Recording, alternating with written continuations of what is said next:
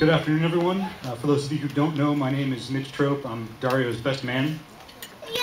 I first met Dario on a rather ordinary fall day in 1998. We were both looking rather quizzically at an incomprehensible lab TA. She was trying to cover the finer points of soldering technique, and we were trying not to burn our fingers off. And she was also trying to teach us resistor color code, but she may as well have been speaking in Martian. In that course, the two of us formed a friendship that would last the remainder of our time together at the University of Kansas. Our senior year, we took a capstone course meant to pull together all of the theory and practice that we had learned. Dario put his very carefully honed social skills to use and got 3 other people, including me, to work with him in a group. This is the first one which I knew we were doomed. The 4 of us spent a great many long nights and more than one all-nighter in the lab together, building, testing, failing, burning things, and putting together a series of increasingly complex robots, starting with a simple relay and moving on to a more complex programmable thing that basically all I did was scoop up ping pong balls and drive them into corners. That same year, Dario changed on-campus jobs to work as a student system administrator, ultimately in line with his current career, at what we call ITTC, the research arm of our department.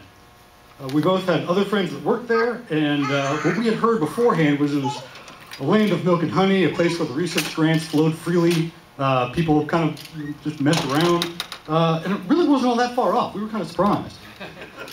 Next to his office, Dario actually had a lounge with a couch, cable TV, and one of the first TiVos. This was 2001. So pretty nice digs, all things considered.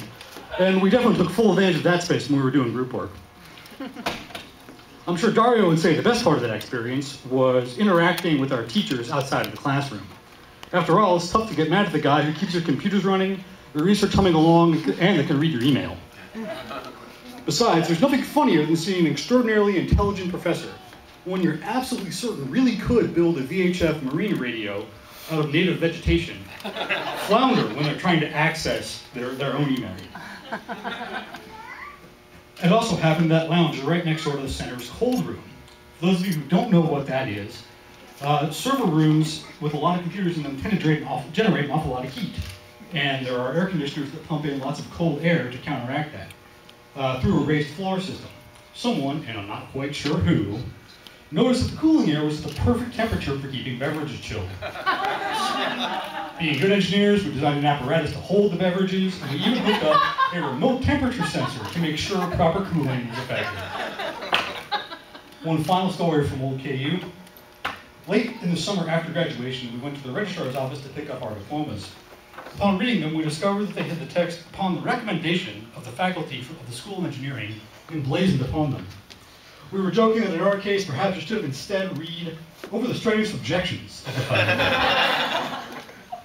Given the long road which traveled from Wisconsin to Minnesota to Kansas, I have never seen Dario happier than on that day when we collected our pieces of paper from the registrar's office.